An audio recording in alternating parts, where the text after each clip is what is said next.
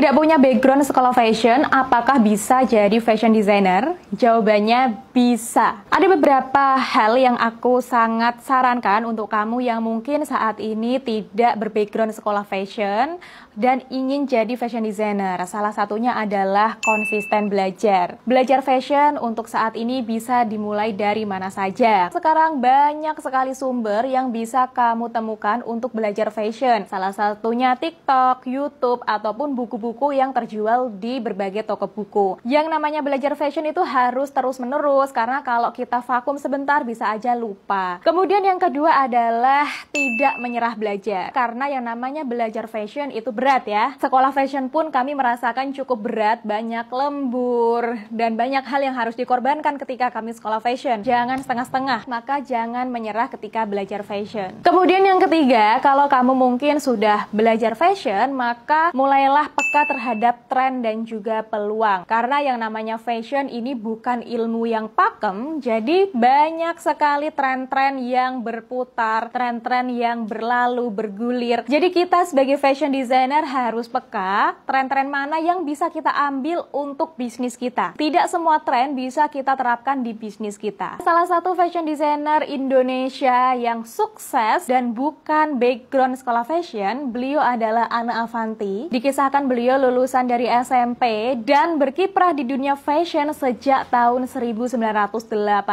Beliau kini dikenal dengan fashion designer di spesialis kebaya.